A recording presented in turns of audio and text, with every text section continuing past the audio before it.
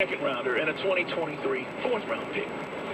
Now, when you look at the compensation, it just kind of is what it is when you're a 32-year-old wide receiver for the Falcons, and they wanted to move on, and, you know, he went on national TV. You guys remember a couple of weeks ago, Shannon Sharp, I'm out of there.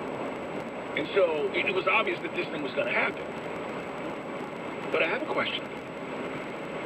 When does a wide receiver change the face of a franchise? I didn't say quarterback. I said wide receiver. Because when you make these kinds of moves, and the Titans have been really good, and if you look at the AFC South, right, it's the Titans in it, and everybody else sucks. It's just what it is. Texans are a mess. You don't have any idea who the quarterback's going to be. They have a new coaching staff, new general manager. They're a mess. Jacksonville, let's talk in 3 years. Love Trevor Lawrence. It was the right pick. Blah. There's so many other things they need. And Urban Meyer, let me see him adjust to the NFL. But the Titans were 11-5. You know, Indy, they were a playoff team last year. And now that Phillip Rivers is gone and you insert Carson Wentz, I don't know what Carson Wentz we're going to get. Are you going to see the Carson Wentz that, you know, of 2017? Because if it is, then the Colts are going to be really good. But they lost in the wild card round to Buffalo. And that's a good team. That's a good football team. But the Titans opened with 5 straight wins, went 6-5. The last, you know, the last way of the season there, and lost to the Ravens in the playoffs. 2013, I think, was the score. So Ryan Tannehill, you look at his numbers and you go, okay, 33 touchdowns without Julio Jones on the team last year.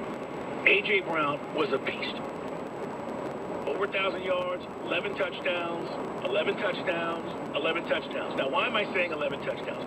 Because one time in Julio's career, in 2012, did he have double-digit touchdowns? Is that a little bit of a shocker to you? As great as he's been, as many yards as he's put up, as many receptions as he's had, as much as he's talked about as being a top 3 receiver in this league year in and year out, one season of 10 touchdowns. So A.J. Brown balled out last year, and, you know, defensively they picked up some pieces. Bud Dupree, I like Bud Dupree a lot, coming off the edge. I know a guy that trains him, or trains with him. And Bud Dupree's a good player. I think that's an upgrade over what they had in Jadeveon Clowney. So the Titans are fine. Vrabel's doing a good job there. But here's the deal. When you trade for a wide receiver like this, they don't take you over the top. Jerry Rice, guys, was a 13-time Pro Bowler in 20 seasons in the NFL. He's the GOAT. All-Pro, not Pro Bowl, All-Pro, 12 times. And when he went to the Raiders, do you remember this in the early 2000s? Do you guys remember this? And the Raiders go to the Super Bowl, okay? They didn't win it. And Rice was 40.